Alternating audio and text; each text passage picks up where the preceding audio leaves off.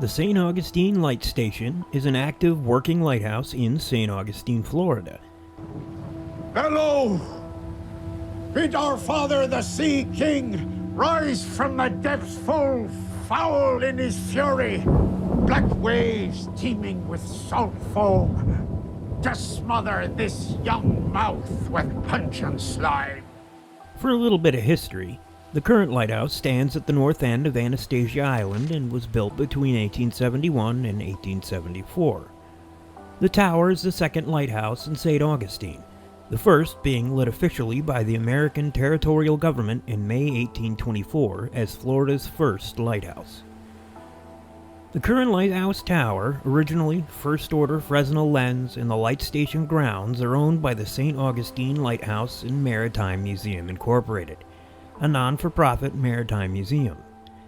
The museum is open to the public 360 days a year. Admission fees support continued preservation of the lighthouse and 5 other historic structures. Admissions and museum memberships also fund programs in maritime archaeology, traditional wooden boat building, and maritime education. Like so many other sites in St. Augustine, the lighthouse is a cherished landmark from another era. It's significant for 2 main reasons. First, because of its role as a vital watchtower that led ships safely into the St. Augustine port for more than 100 years, and secondly, because of its long-standing survival as an architectural icon to the city. The original lighthouse was closed in 1874 on the same day that the new one was completed. Whether in daylight or darkness, the favorite activity for most visitors is climbing the 219 spiral steps to the top for a panoramic view. Once they're there, visitors invariably become interested in the history as a whole. But within this lighthouse lies a darker secret. As with such an old and historic attraction, there certainly have been some deaths attributed to it, and some restless spirits to go along with that. One of the lighthouse's first keepers was a man named Peter Rasmussen. He was known for his meticulous eye and watchful manner in maintaining the lighthouse. He was also known for his love of cigars, and is one of the first ghosts that people report coming in contact with. Over the years, the smell of Peter's cigar has been detected by many, including staff members and guests. Others have seen and heard another keeper, Joseph Andrew, at the top of the tower, only he's been dead for more than a century. His presence at the lighthouse could be explained by the fact that he fell to his death while painting the outside of the tower. His spirit never left and is often seen looking out from the top. On July 10, 1873, 2 of the superintendent's daughters were playing on the lighthouse grounds with 3 of their best friends. They pushed each other in a small rail car used for transporting supplies that led from the lighthouse down towards the pier, as they did many times before, but today was different. Today, the wheels of the rail car shifted and they lost control, careening directly off the pier and into the cold Atlantic Ocean below. 2 of the 5 children were notably saved by nearby construction workers who saw this unimaginable disaster happen, but the others regrettably drowned. The superintendent and his beloved wife lost 2 of their darling daughters that fateful day, and he never forgave himself. While the new tower was seen as a predominant structure in the great city and a sign of great progress, it unintentionally became an environmental hazard for the fowl kind. In a blur of confusion and bewilderment, a flock of birds hit the lighthouse lantern and perished. November 2, 1874, William Russell recounts, "At 10:30 p.m., a flock of ducks in their flight southward struck the lantern, demolishing 2 lower panes of plate glass and badly chipping the lower prism of the lens. Mr. Russell decided the best course of action was to put up netting to protect the Fresnel lens. It certainly performed its duties, but the birds kept dying. In one day, William collected 20 ducks and provided food for the families staying at the lightkeeper's cottage. A man roaming the basement of the lightkeeper's house, young girls' voices heard laughing and playing, shadowy figures traipsing up and down the stairwells, and the smell of cigar smoke are just a few of the reported occurrences. Could it be the superintendent's girls who perished in the sea still playing in the stairwells as if nothing sinister ever happened? In 1859, a keeper of the old Spanish watchtower named Joseph Andrew fell from the tower to his death. Is he still there wandering the halls? Or is it Keeper William Russell standing guard at his attentive post, collecting dead birds and keeping his eye on the horizon? Inside the lighthouse and around the property, many are often spooked by strange and eerie events they just can't explain. Staff members say they lock the door at the top of the tower each night before leaving, yet the door is often open in the morning when they arrive for work. The lighthouse staff also report that chairs have been moved or overturned and that various items in the gift shop were moved or missing, only to reappear later. Some say, while touring the lighthouse keeper's quarters, they feel cold and that the figure of a tall man has appeared before them and then disappeared. More recently, the lighthouse shot into fame when the Transatlantic Paranormal Society, also known as TAPS, caught a supposed spirit on camera during an investigation for the TV show Ghost Hunters. Up the spiral staircase, a figure is seen, leaning over the rails, looking down at the investigators. When they ran up the staircase to the top landing, there was nothing to be found, with no escape but down the sheer side of the lighthouse itself. There have been so many reports that several paranormal experts also have come to investigate. One eyewitness, as recent as 2016, told of their encounter. The date was June 6th, 2016, and it happened on the Everdark Express Shadow Shuttle Tour. The tour guide Matt describes the haunted activity. At the Lighthouse Park, a lady on the tour passed under a massive oak tree branch, and she could feel her hair lifted up with a bit of a pull. Shortly after, at the playground, one of the swings bagged up and down in the middle, as if somebody sat on it, and then it began to swing, just a few inches. It was enough to be noticeable, though, and it went on for 3 to 4 minutes. The tour guests and Matt attempted to film the action, but none of their cameras would function. Their cams had worked perfectly a little shortly before.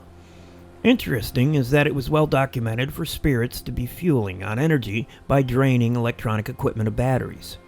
In the playground activity and the woman's hair getting pulled correlates with the well-known haunting of the little girls that haunts the lighthouse and the playground and overall area in the Lighthouse Park. The girls like to play around, being pranksters, and are drawn to females. Men normally don't get to have as many frequent ghostly experiences with the female child ghosts. Regarded as the most haunted lighthouse in America, it's no wonder that there have been endless accounts of hauntings at the St. Augustine, and without a doubt has countless visitors looking for a scare. The lighthouse offers its famous Dark of the Moon tours there. During this guided tour, you'll get the inside scoop on all the mysteries and history of the lighthouse. And if you'd rather conduct your own paranormal investigation, you can skip the tour and have 3 hours of exploration time. Guests who book that option can rent EMF meters from the museums, or, if you're serious, you can bring your own personal equipment. You'll want to book this way in advance, because lots of people book them and book them fast. St. Augustine, being America's oldest city, has a colorful history of 4 centuries, and many legends of ghostly figures. Some believe that the ghost of a young house servant haunts the nearby St.Frances Inn. She has become known as Lily, and strange happenings reported in one third-floor inn room led it to being named Lily's Room. A story is told of a young man who lived with his uncle, Major William Hardy, who owned the inn during the middle of the 19th century. He fell in love with Lily, one of the young black servant girls believed to have been a beautiful slave woman from Barbados, and they would sneak into rooms of the inn to carry on their secret love affair. But when the uncle, a military officer, walked in on the lovers, he dismissed the servant and ordered his nephew to never see her again. The nephew, deeply depressed, killed himself. Some say by hanging himself in the attic, now Lily's room. Others say by jumping from the 3rd-floor window. For years, inn guests and employees have reported apparitions of the ghost in Lily's room and on other parts of the inn. Some have seen her passing in the hall, all dressed in white. Maybe she returns to find her lover. One housekeeper tells of listening to MTV on the television while cleaning Lily's room. When she returned from getting clean sheets in the hall, the television was turned off. She joked that the spirit didn't like MTV. Interesting phenomena have been reported by guests about Lily and her soldier lover. A woman staying in Lily's room was awakened by a loud noise, to find out that the contents of her pocketbook were scattered across the floor. Nothing was missing, and she said that the thud was too loud to have been merely the sound of the purse falling. A guest found her cosmetic bag full of water, while another found her makeup bag under an open window and had stayed completely dry while the driving rain had soaked everything around it. A male guest found himself under the bed when he woke up in the morning and had to get help to free himself. In another occurrence, a new bride was awakened by a passionate kiss, then surprised to find her husband was sleeping soundly beside her.